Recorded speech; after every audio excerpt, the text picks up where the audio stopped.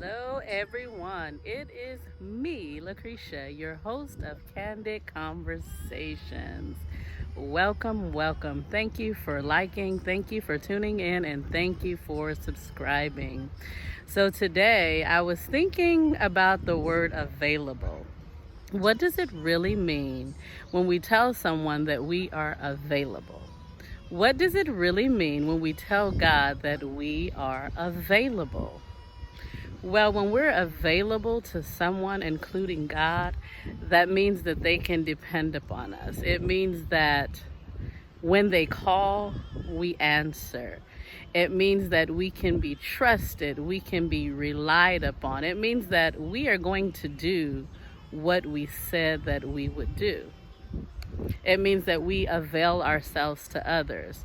Being available means that sometimes we might be a little bit inconvenienced.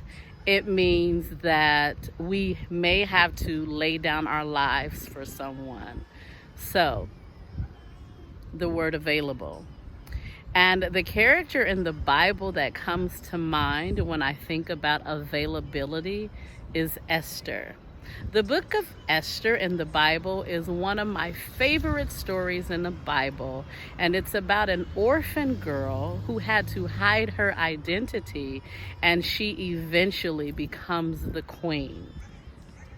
That is so amazing to me. It just speaks of volumes that God, He can do absolutely anything, and we never know why He is grooming us for certain things. So, in the story of Esther, her people, the Jews, were in jeopardy of being completely annihilated by a wicked plot of the enemy. And Esther had risen to power, she had risen to authority, and so she was in a position to not only make herself available to God, but to make herself available to her people. So she faces a situation, and her uncle, who had raised her, told her about a wicked plot for the Jews to be completely annihilated because of a wicked scheme of a man named Haman. And Esther's uncle was completely devastated by this. The Jews were completely devastated by this plot. And so the story goes that Queen Esther is now notified by her uncle. And now she's petrified as well, thinking, okay, well, what do you want me to do about it? Basically, and she said, I have not been summoned to go to the king in 30 days. And if I go to the king, he could literally kill me. So Esther had a moment in time, in history, where she had to decide if she was going to lay down her life, if she was going to cause some discomfort for her, for an entire nation. So her uncle told her these words, and it is so amazing to me. It could be found in Esther 4:14. He told her, if you keep silent now, you're basically a Jew in the palace. And you can choose to keep silent if you like to, but you're going to go down as well. And help will arise from the Jews from elsewhere. But who knows that you have been called to the palace for such a time as this? What a moment. What a moment in time.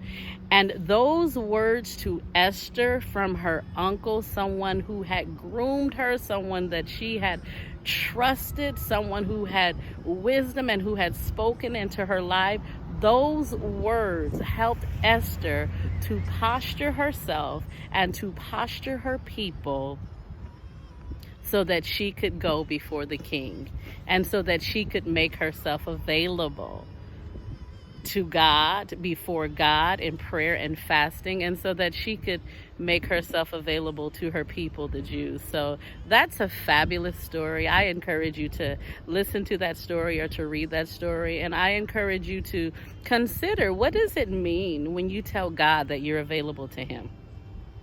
What does it mean when you tell other people that you're available to them?